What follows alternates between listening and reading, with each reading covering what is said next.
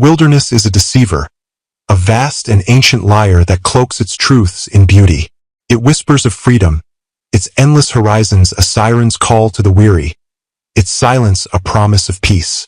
But venture beyond the mapped trails, where the pines murmur secrets and the shadows pulse with intent, and you'll feel it. A gaze, cold and primordial, its hunger etched into the earth's marrow. My name is Daryl Granger, and in the summer of 1989, I learned this truth in Wyoming's Red Mountain Range.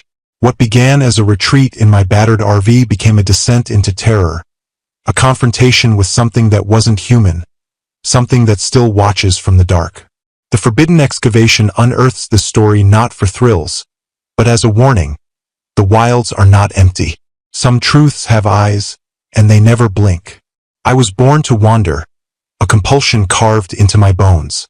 Raised in a claustrophobic Ohio town where privacy was a rumor, I fled at 18, trading a crowded house for the open road. My life became a tapestry of highways, backroads, and RV parks, each mile a stitch in a restless narrative.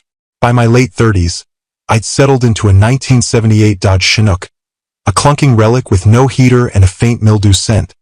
But it was home, more than any apartment ever could be. I earned my living fixing small engines, lawnmowers, generators, anything that kept small-town life humming. It wasn't glamorous, but it was mine, and the solitude fit me like a worn coat. Cities choked me with their clamor. The wilderness offered breath. In the summer of '89, I was fraying at the seams. My construction job had ground me to dust, its relentless hours leaving me a specter in my own skin. My girlfriend, though the term stretched thin, had left, citing my lack of direction. I didn't argue. I was adrift, my days a blur of concrete dust and regret, my nights haunted by the weight of my own aimlessness. When I saw an ad for a cheap RV, sold by a man named Ari who swore it was perfect, I saw a lifeline.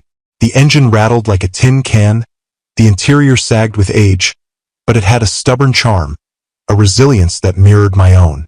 I bought it, packed canned beans, beers, a few books, and my dad's .38 revolver, and set my sights on Wyoming's Red Mountain Range. I'd read of its boundless skies and star-drenched nights, a place where solitude wasn't just possible but inevitable. It was what I craved.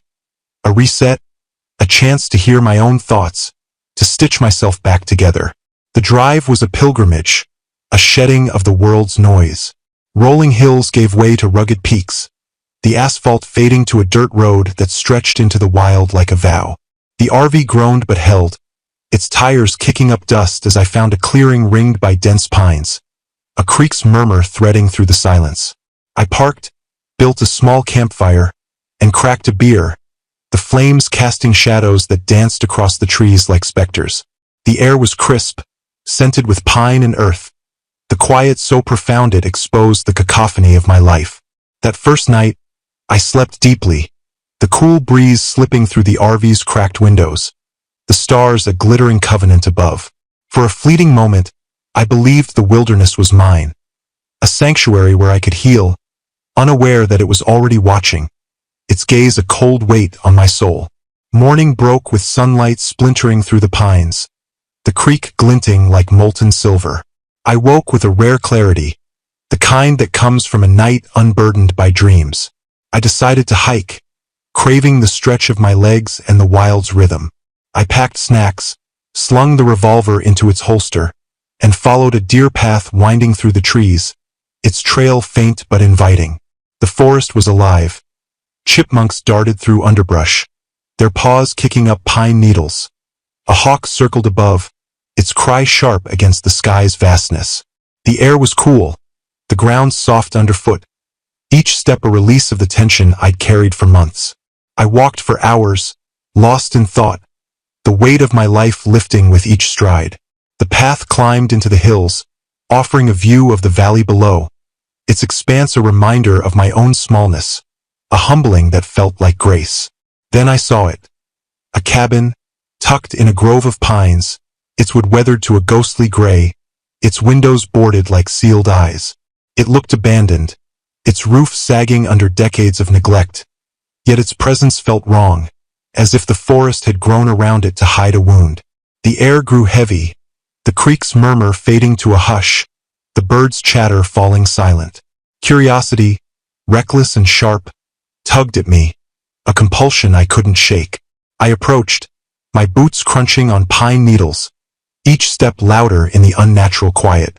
The door was ajar, creaking as I pushed it open, dust swirling in the dim light like spirits disturbed.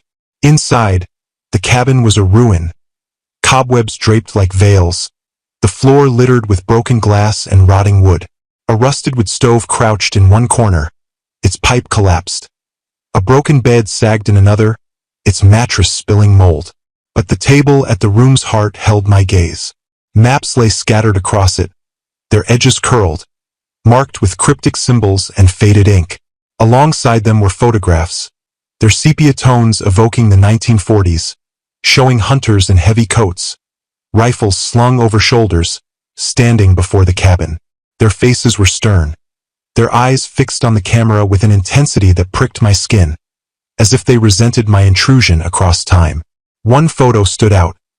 A tall man, separate from the group, his face cold, his eyes voids that seemed to swallow the light. His presence was magnetic, repellent, a figure who didn't belong yet dominated the frame. Something about him felt alive, as if his gaze reached through decades to find me, to judge me. I stood frozen, the photograph heavy in my hand, my breath shallow. The air in the cabin thickened, the shadows seeming to shift, to lean closer. A rustle outside snapped me back, a soft crunch like footsteps in the underbrush, deliberate and too precise for an animal. My hand flew to the revolver, my heart hammering, the sound a drumbeat in the silence. I strained to listen, every nerve taut, but the rustle stopped, leaving a silence so absolute it felt like a presence. Then, with a force that shook the walls, the door slammed shut, dust exploding into the air, the photographs scattering like leaves. I spun, gun raised, the flashlight beam trembling across the empty room. The shadows mocked me, their stillness a lie, their edges too sharp. My breath came in gasps, my pulse a thunder in my ears. I backed toward the door, eyes darting to every corner, the revolver heavy in my hand. The air was stifling, the stench of decay creeping in, faint but growing, a mix of rot and something chemical that burned my nostrils. I yanked the door open, stumbling into the daylight, the forest stillness now a threat, the pines standing like sentinels guarding a secret I wasn't meant to know. My eyes caught the tracks, fresh boot prints, large and deep, leading from the cabin down the path toward my RV. They weren't mine, their size and tread alien, their edges sharp as if pressed moments ago. Panic clawed at my chest. I was alone, or so I thought. Who was out here and why were they heading to my camp? I ran, the revolver a cold weight, the forest blurring past. Every snap of a twig was a threat, every shadow a pursuer.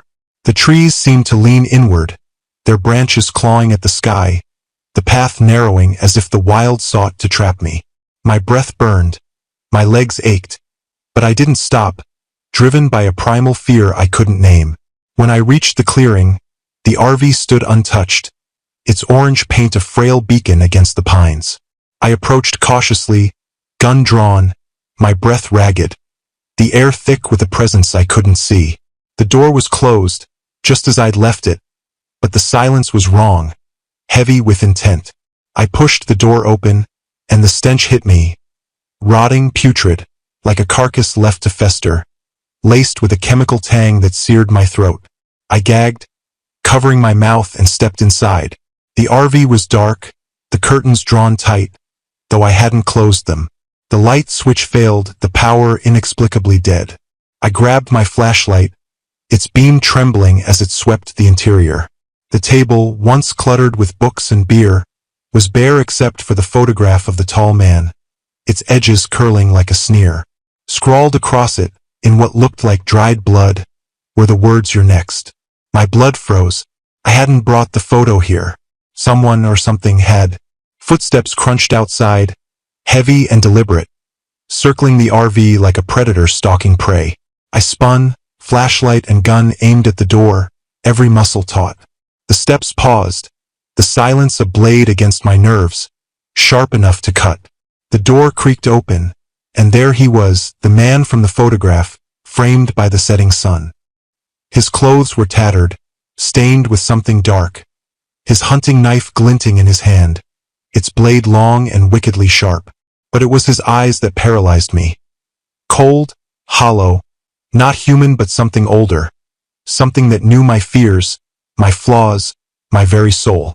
I fired the revolver, the shots deafening in the small space, the muzzle flash searing my vision. He didn't flinch, didn't bleed, his gaze unbroken, daring me to keep shooting, as if the bullets were nothing but whispers against his form. Panic seized me, a tidal wave of terror. I bolted for the rear door, throwing myself into the open air, hitting the ground hard. The breath knocked from my lungs.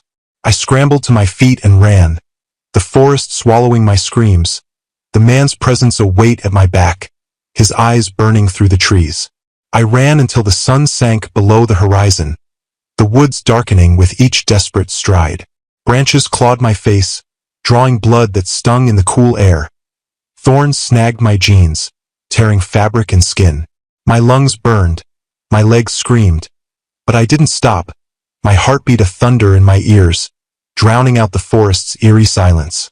I tripped over a root, sprawling into the dirt, the revolver skittering from my grasp into the underbrush. I lay there, gasping, my body trembling, too afraid to move, expecting the man's knife to find my throat. But the forest was still, its stillness a mockery of my terror, as if it conspired with my pursuer. I crawled to the revolver, its cold metal a frail comfort, and huddled under a pine, the night closing in like a shroud, its darkness thick and suffocating. Every rustle was his step, every shadow his form, the forest alive with threats I couldn't see. The air grew colder, the stars obscured by a canopy of pines, their branches weaving a cage above. I clutched the revolver, my hands shaking, my eyes scanning the dark, searching for those hollow eyes.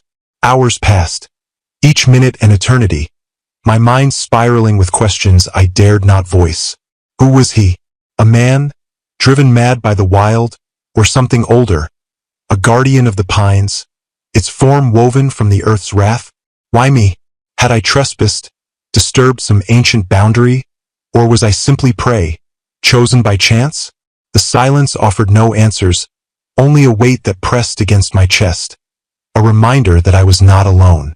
Dawn broke, gray and cold, the pines looming like judges, their branches heavy with judgment. I stumbled to the dirt road, my body trembling with exhaustion and fear, my clothes torn, my face streaked with blood and dirt. The revolver hung heavy in my hand, its chambers empty, a useless talisman. Hours passed, the road stretching endlessly, each step a battle against despair. A truck rumbled into view, driven by an old rancher named Earl, his face weathered like the Wyoming hills.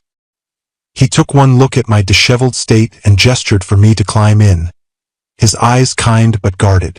I babbled a fractured tale, tracks, a cabin, a man who wouldn't die, omitting the parts that sounded like madness, the photograph, the blood-scrawled warning. Earl nodded, his silence heavy, and drove me to a diner in a nearby town, the kind of place where the coffee is bitter and the locals don't ask questions. I sat in a booth, nursing a cup with shaking hands, the RV and all my possessions left behind, a sacrifice to the wild. The diner's hum, clinking dishes, murmured conversations, felt alien, a reminder of a world I no longer trusted. I considered the police but dismissed it. What could I say? That a ghost from a photograph hunted me, its eyes a void that saw my soul? They'd lock me in a padded cell, call it delusion, and I'd still feel his gaze. Instead, I vowed to forget, to bury the Red Mountain Range in the recesses of my mind, to rebuild a life where the wild couldn't reach me. But the man's eyes lingered, their hollow voids a promise that this wasn't over, that the wilderness had claimed a piece of me I'd never reclaim. My story is not unique, though I wish it were. The Forbidden Excavation has spent years collecting accounts from RV campers, hikers and drifters who ventured too deep into America's wilderness and glimpsed something they couldn't unsee. These tales, spanning decades and regions, form a chilling tapestry, each thread marked by the same eerie signatures. Mysterious tracks, rancid odors, artifacts left as warnings, and presences that defy reason. Survivors describe not just creatures or men, but entities tall, gaunt, with eyes that burn through flesh to the soul. Their movements fluid yet unnatural, their intent personal, almost deliberate. Rangers find scattered gear, strange marks, but no answers, their reports cloaked in vague excuses. Vagrants, wildlife, or unconfirmed incidents. The wilds guard their secrets, and the survivors carry their scars. Their lives fractured by what they met in the dark. Their stories a warning to those who listen. In the dense forests of Washington state, Caleb, a drifter in his early 40s, sought solace from a life that had chewed him up and spit him out. His RV, a sleek upgrade from a rusty van, was his fortress, its polished exterior a shield against the world's clamor. He parked in a clearing where towering pines formed a canopy that blotted out the sky, their branches weaving a cathedral of shadow and silence. The air was crisp, scented with moss and pine, the ground soft with centuries of fallen needles. Caleb was no stranger to the wild, having spent years drifting from one remote corner to another. But this place felt different, its quiet too absolute, its stillness a weight that pressed against his chest. On his second day, he took a walk, following a narrow path that wound through the trees, its trail barely visible under a carpet of leaves. The forest was alive. Squirrels chattered, a distant owl hooted, but the sounds felt muted, as if the wild held its breath. About a half-mile from the RV, he stumbled upon a totem pole, its wood weathered and cracked, its carved figures grotesque with exaggerated features and hollow eyes that seemed to follow him. The symbols etched into its surface were alien, their curves and angles defying meaning, yet they pulsed with intent, as if they spoke a language older than words. The totem stood alone, its presence jarring, like a wound in the forest's heart. Caleb's skin prickled, a chill running through him despite the warm air.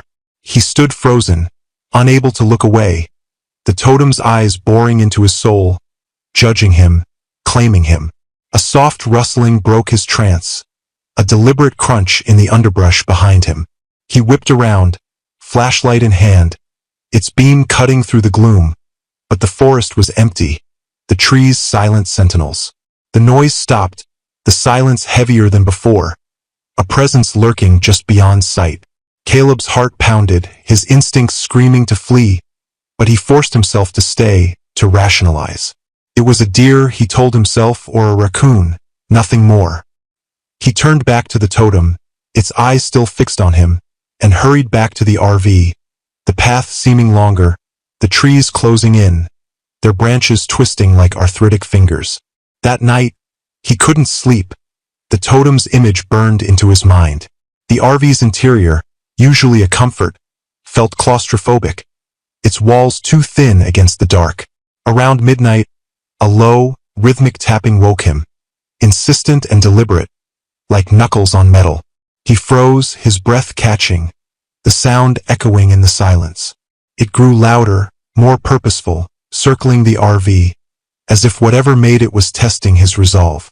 He grabbed a baseball bat, its weight a frail reassurance, and crept to the window, peering into the dark. The forest was a void, the moonlight barely piercing the canopy. But the tapping continued, a taunt that set his nerves on edge. He shouted, "Who's there?" But his voice cracked, swallowed by the night. The tapping stopped, the silence a blade against his throat. Morning revealed deep scratches on the RV's side, jagged and purposeful, too high for an animal, their edges fresh with splintered paint. Caleb's stomach churned, his mind racing with questions he didn't want answered. He drove to a diner in a nearby town, seeking normalcy, the hum of human voices. The waitress, an older woman with graying hair, noticed his unease and asked if he was camping nearby. He mentioned the totem, and her smile faded, her eyes darkening.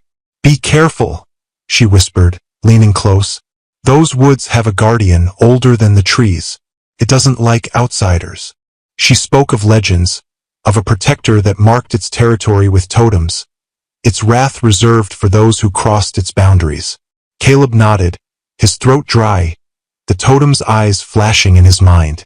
Driven by a reckless need to understand, he returned to the clearing, bat in hand, the forest's silence now a threat. The totem stood unchanged, its eyes gleaming in the fading light, the air heavy with tension. As he approached, the tapping resumed, louder, faster, coming from the trees. He spun, bat raised, and saw it. A gaunt figure, tall and thin, its skin stretched tight over bones, its eyes burning with an otherworldly light, its mouth twisted into a grotesque smile, its laugh a guttural curse that shook the air. Caleb swung the bat, but it passed through the figure like smoke, the creature's form flickering, insubstantial yet real. He ran, the tapping chasing him, a relentless drumbeat that followed him to the RV. He drove away, vowing never to return, the totem's eyes a specter in his dreams, a reminder that some boundaries are etched in blood. In northern Maine, near the Canadian border, Amos, a retiree in his late 60s, sought peace after a lifetime of noise. His 1985 Winnebago, a sturdy relic, was his sanctuary, its faded upholstery a testament to years of travel. He parked in a clearing by a cold stream, the forest a cathedral of pine and silence, its air sharp with the scent of sap. Amos was no stranger to solitude, having spent his retirement exploring America's backroads.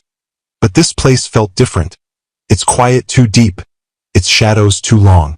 The stream's murmur was his lullaby, the stars his ceiling, and for the first 2 days, he felt a contentment he hadn't known in years. On the third day, he explored, following a trail that wound along the stream, its waters clear and teeming with fish. The forest was alive. Deer tracks crisscrossed the path, a fox darted through the underbrush, but the air grew heavier, the light dimmer, as he climbed a ridge overlooking the valley. From its crest, he saw miles of untouched forest, a sea of green unbroken by civilization. But something caught his eye, a movement in the valley, far to the west. It was too large for a deer, too upright for a bear, its gait deliberate, almost human. He squinted, his heart quickening, but the figure vanished into the trees, leaving only a ripple of unease. He dismissed it as a hiker, though the isolation of the area mocked the thought, and returned to the RV, the image nagging at him like a splinter. That night, the forest's silence grew oppressive, the crickets and frogs falling mute. Amos sat outside, beer in hand, his eyes scanning the dark, the sense of being watched a weight on his shoulders. He locked the RV, a precaution he rarely took, and checked his revolver, its weight a comfort in the drawer. Sleep came fitfully, broken by a loud thump against the RV's side, a heavy, deliberate sound that jolted him awake. His heart raced as he grabbed the revolver, its cold metal grounding him. Another thump followed, then a scraping, like claws dragging across metal, slow and purposeful. He crept to the door, revolver raised, his breath shallow, the scraping circling the RV, a predator's taunt. The door rattled, as if something tested its strength, and a low, guttural growl filled the air, wrong, unnatural, unlike any animal Amos knew. He fired blindly through the door, the shots deafening, the muzzle flash searing his vision. In that brief light, he saw it. A towering creature, 7 feet tall, its body covered in matted hair, its eyes glowing a sickly yellow, its mouth a snarl of sharp, uneven teeth. Its stench, rot and wet earth, laced with a chemical tang, choked him, burning his lungs. The creature lunged, its long arms reaching, and Amos kicked out, his boot connecting with its knee. It stumbled, crashing into the table, and he bolted through the door, running into the dark, the creature's screech a blade in his ears. He ran until dawn, the forest a blur of shadows and thorns, his lungs burning, his heart pounding. He reached the ridge, collapsing against a tree, the revolver empty, his body trembling. The forest was silent, the creature gone, but its eyes haunted him, their malice a promise of return. He stumbled back to the RV, finding it wrecked, furniture overturned, glass shattered, but empty, no trace of the beast. He grabbed his keys and drove away, the forest fading in the rearview mirror, vowing never to return. Amos lives in a small town now, far from the wild, but the creature's eyes linger in his nightmares, a reminder that some predators are older than man, their hunger timeless. Near a nameless river in the Pacific Northwest, Ethan, a camper in his mid-30s, sought solitude after a bitter divorce. His clearing was a slice of paradise, towering cedars, a crystal river, the air sharp with the scent of rain-soaked earth. His RV, a modest rental, was his escape, its cramped interior a refuge from a life that had unraveled. For 3 days, he hiked, fished, and sat by the river with a beer, the world's noise fading, the wild's rhythm soothing his fractured soul. The forest was alive. Eagles soared above, salmon leapt in the river, but its beauty hid a shadow, a subtle wrongness Ethan couldn't name. On the 4th day, he hiked deeper, following a faint trail that wound through the trees, its path overgrown with ferns. The forest grew denser, the light dimmer, the air heavier with the scent of decay. About an hour in, he found a hiking boot, old and mud-caked, placed neatly in the trail's center, its toe pointing forward, as if guiding him deeper. It was odd, but not alarming. A camper's lost gear, he thought. He took a photo, shrugged, and continued, the boot's placement nagging at him. The trail grew wilder, the trees twisting into unnatural shapes, their branches clawing the sky. In a small clearing, he found a rusted car, its frame overtaken by moss and vines, a relic abandoned decades ago. The silence was absolute. No birds, no wind, only a stillness that pressed against his chest. Curiosity drew him closer. The car's windows were shattered, its interior a ruin of mold and rust. On the passenger seat lay a faded Polaroid, its edges curled, showing a family. A man, a woman, a girl, smiling at the camera, their happiness frozen in time. Ethan's skin prickled, the photo's presence wrong, its subjects too alive for this forgotten place. He pocketed it, the forest's silence now oppressive, the air thick with tension. He hurried back, the trail seeming longer, the trees closing in, their shadows sharper. At the RV, he drank to calm his nerves, the Polaroid burning in his pocket, its smiles a riddle he couldn't solve. That night, a loud bang woke him, a heavy thud against the RV's side. He sat up, heart racing, another bang following, louder, deliberate. He grabbed a flashlight, its beam trembling as he peered outside.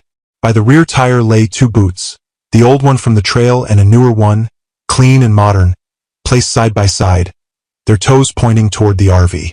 The forest was still, the silence a threat, but a soft rustling in the bushes sent his pulse soaring. He shouted, "Who's there?" But his voice was swallowed by the dark. The rustling grew closer, faster, and Ethan bolted inside, locking the door, his hands shaking as he started the engine. He drove away, the boots a warning etched into his mind, the Polaroid a weight he couldn't shed. At a sheriff's office, he reported the boots and car, omitting the Polaroid, its presence too personal, too haunting. The sheriff, a grizzled man, nodded, mentioning missing hikers, their gear found but their bodies gone. Ethan drove home, avoiding forests, the boots and photo a constant shadow. He burned the Polaroid, but the family's smiles linger in his dreams, their eyes hollow, watching from the dark, a reminder that some mysteries are traps, their truths too dangerous to seek.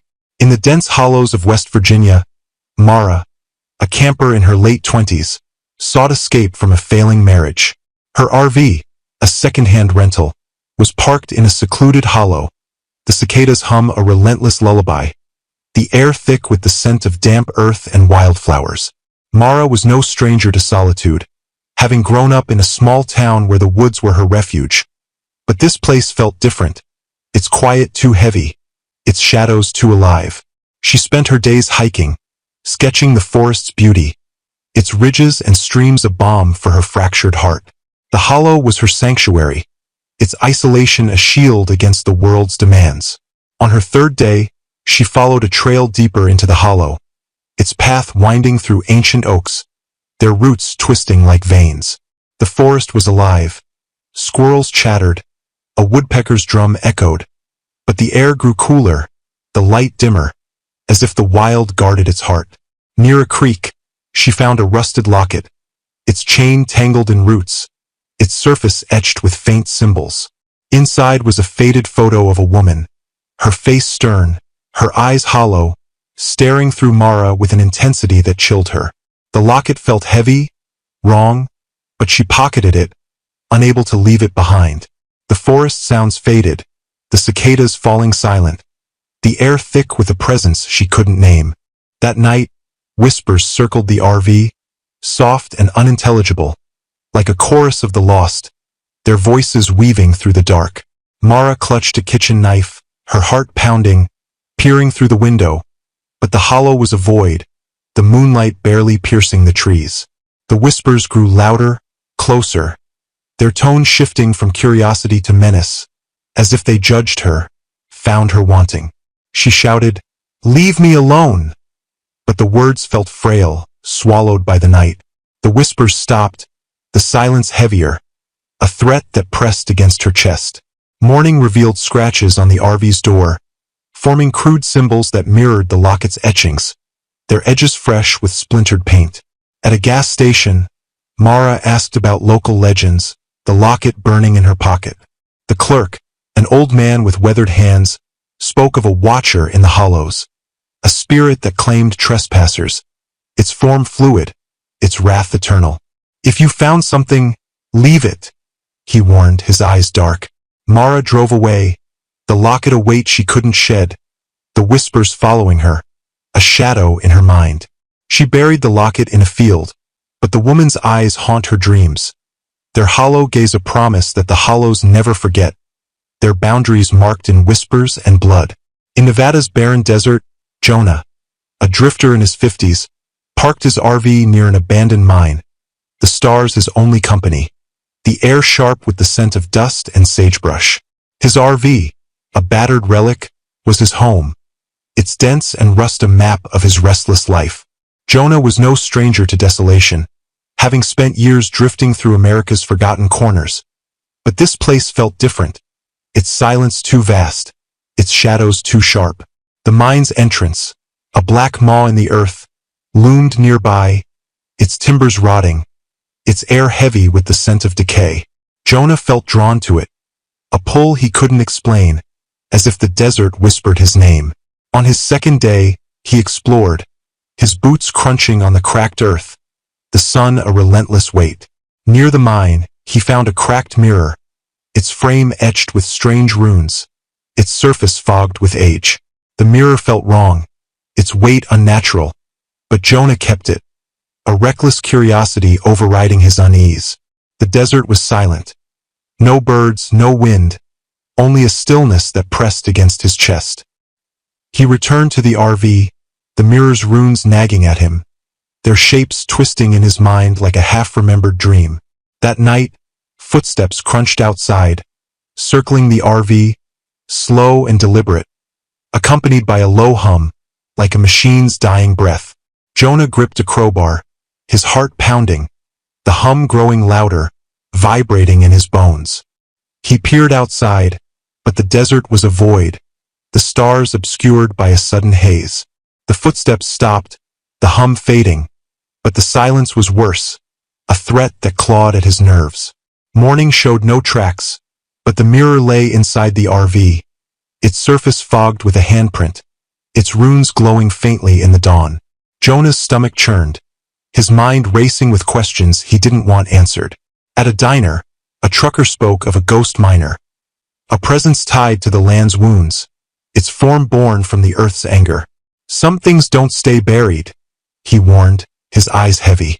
Jonah burned the mirror, its flames spitting black smoke, but the hum follows him, a reminder that the desert's secrets are alive, their gaze eternal.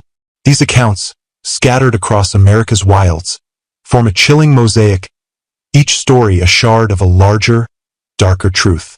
Fresh tracks, Boot prints, claw marks, or deliberate placements scar the earth, their edges sharp with intent, defying the logic of zoology. Rancid odors, rotting yet laced with a chemical tang, herald the predator's approach, a stench that clings like a curse, burning the lungs and memory. Artifacts, photographs, boots, cairns, lockets, mirrors, appear as omens, their placement too precise for chance, their presence a riddle of intent. The entities vary, gaunt men, towering beasts, whispering spirits, but share traits. Hollow eyes that see beyond flesh, movements that defy nature, and a presence that feels personal, as if they hunt to punish intrusion, to mark the wilderness as theirs. The forbidden excavation traces these threads, not to sensationalize but to question, to peel back the wild's veneer and expose its pulse. Are these entities vagrants, driven mad by isolation, their humanity eroded by the wild's cruelty? Undiscovered creatures, adapted to the shadows, their existence erased by time? Or something older, guardians of the land, their forms woven from the earth's ancient rhythm, their wrath a response to our trespass? The missing 411 phenomenon, thousands of vanishings in national parks, casts a shadow over these tales. Many disappear without trace, their fates swallowed by the wild, but these survivors glimpse the culprit, their stories a warning. The wilderness is not yours to claim. The evidence is consistent, from Wyoming's pines to Nevada's deserts. Tracks that mock known prints, their shapes a challenge to science, their edges fresh with intent. Odors that choke, their chemical edge a signature of the unknown, lingering in the air like a ghost.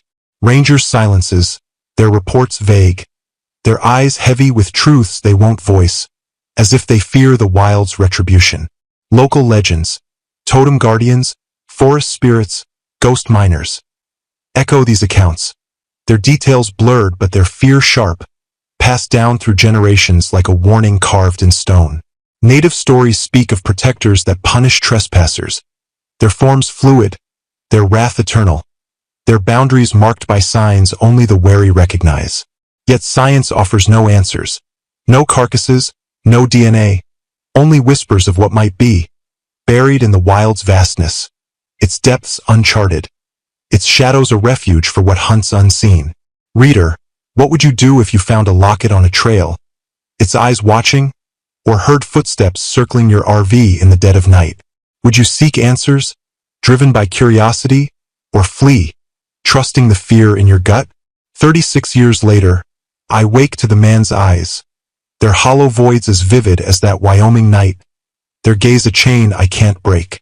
The stench of rot and chemicals lingers in my dreams, a ghost that surfaces in quiet moments, a reminder of the wild's claim. The RV, my home, was abandoned, its contents a sacrifice to the pines, a price I paid to escape. I live on the coast now, where the ocean's roar drowns the silence, but the wilderness calls, its pull a temptation I resist, a siren's song I know leads to ruin. The questions haunt me, sharp and unyielding. Was he a man, warped by isolation, his soul consumed by the wild? Or something older, a guardian of the pines, its form born from the earth's wrath, its eyes a mirror of its hunger? Did he mark me, his gaze a claim that time can't erase, a scar on my soul? The forbidden excavation collects these stories.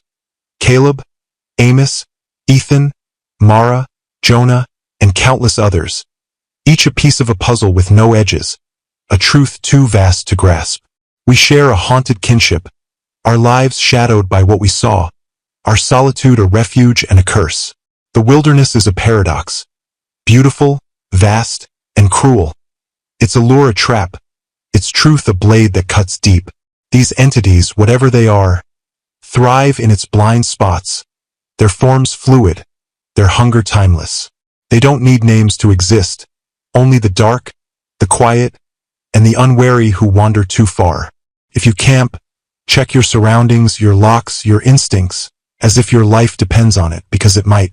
If you see a boot, a locket, or a photograph where it shouldn't be, don't linger, don't question, walk away and don't look back. If you hear footsteps or smell decay, don't wait for answers, Don't seek the source. Run, and keep running, until the wild is a memory, its gaze a shadow you can bear. The wilderness is not yours, not mine, not anyone's. It belongs to them, the hollow-eyed watchers, and they are always waiting. What do these stories stir in you? Would you brave the wilds, seeking the solitude they promise? Or stay where the lights never dim, where the shadows can't reach? Share your thoughts, and join the forbidden excavation in uncovering the truths the wilderness hides. If you dare.